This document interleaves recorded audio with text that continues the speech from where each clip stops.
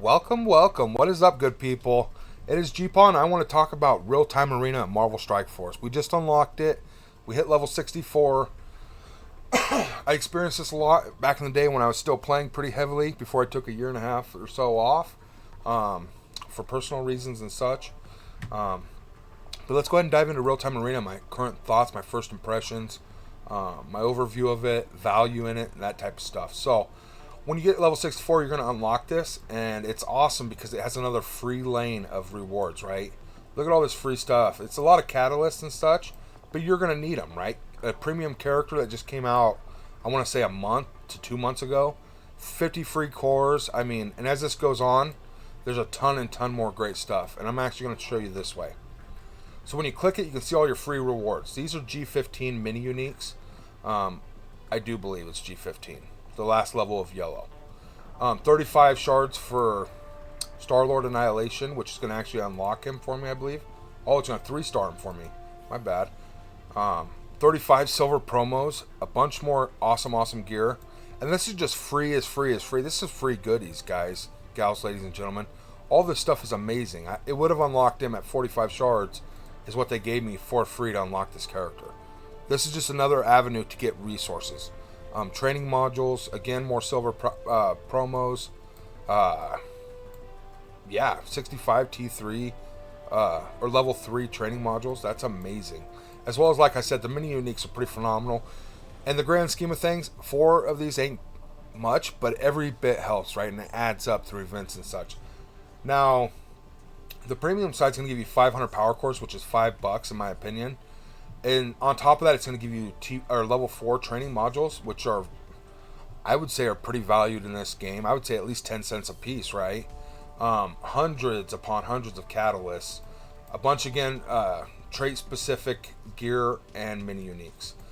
This 5 red star is easily worth $5, and you're going to get the whole unlock. If you look down here, it gives you the other 500 somewhere. Or 4,500 plus the 500 right here. So it's a full 5 red star unlock. It is random, which sucks, but that's worth $5. Power cores are $5. More character shards on top of it to get you to 3 stars unlock for the premium character. I would say that's worth $5 for the extra character shards. And then all this gear, hands down, is worth $5. So there's your $20 value right there. Now, what we didn't talk about is these gold promo credits, which are phenomenal. Very hard to get in this game. Very rare to get. They started opening up a little bit more with silver and gold promos in events as rewards, which is phenomenal. This 6 red star pull is usually sold for like $35 to $75, I do believe. Correct me if I'm wrong in the comments below, but I believe this is about $35 value. The 7 red star one, when it's on sale, it's like $75. And the top end for these 6s are $75. So I think the 7 red star at full price is 150 plus, I do believe. It's just a ridiculous amount of money. So this is giving you that 6 red star pull once a month, which is kind of phenomenal. In the grand scheme of things, with 250 characters, 6 red star pull really ain't that great, but it's definitely worth at least, in my opinion, $5-10. So you're getting your money's worth and a lot more out of buying this if you chose to. Now me, I won't be maxing it out this time because there's only 4 days left, and this is like literally day 2 of my real time arena, and I'm already at 20, almost 20 here. So I've gotten 20 free rewards, and I'm happy with that. I'm not going to spend the money, obviously, for the 20 rewards up here that I got. It's not worth it to me, but if I were to max this next time it comes around, I might spend the $20 if I have that available. It's as you can afford it type thing. It's definitely of value if you're going to spend in this game. This is one of the better ways to level up your account consistently. Strike Pass is, in my opinion, way better. But this is also great too. And if you get these two, it's going to give you a consistent, solid upgrade throughout the game, in my personal opinion. Because it's going to give you gear in little bits and pieces, and it's going to add up over the months, you know what I mean? And it's really going to help you progress through the game.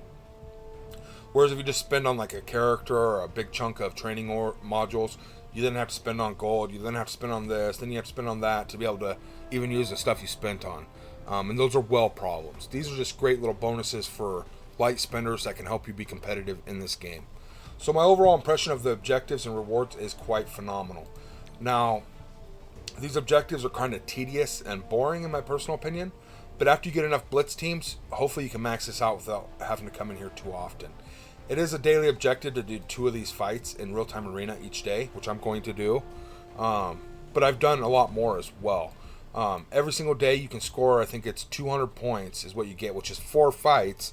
Or you can go into blitz and you get 3 points per blitz win, even if it's a sim blitz, I believe. So if you're winning 30 fights a day, that's 90 points towards this. You come in here and do your 2 fights for your daily and win those. You can get the 200 points daily pretty easy, right? Now, going above and beyond, there's weekly ones. So I've already hit the 500. I'm headed towards the 1500 and then the 24. And it's giving us training modules to help with that crunch a little bit, as well as it's giving us these to earn the rewards, right? These R.T.A. credits, rating tokens. And what I find to be awesome is for scoring 500 points, you're getting way more than if you score 2,400 points. So for moderate time investment, you're getting a big chunk of R.T.A. credits. I'm hoping to figure out the total number crunch on it and see if you even need to push for this. Because you may not have to. That 500 each week may not even be necessary to complete all the rewards. You know what I'm meaning?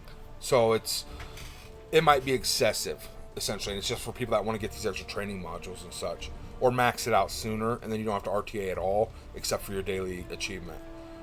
That's what I find pretty cool. 500's 1,000 of these, 1,500, 750, and then the lowest amount you can earn is at the biggest time investment. So I find that to be phenomenal. It's a great way for free-to-play or people that spend more time than money in the game to get extra resources and such. So I will say overall that is quite phenomenal.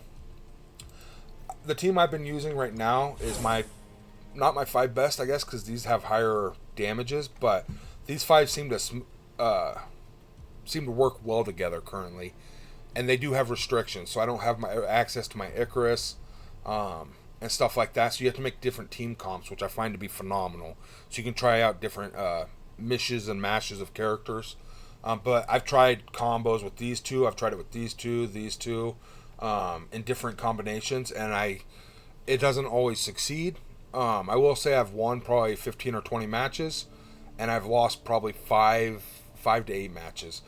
This team literally went on like a 10-win streak, so I've been very successful with this team. But if I don't use Spider Weaver, and they have Spider Weaver, it's a guaranteed loss. And if I don't use Spider Weaver, I still lose more than I win. So Spider Weaver's really turned it around for me in the R.T.A. here.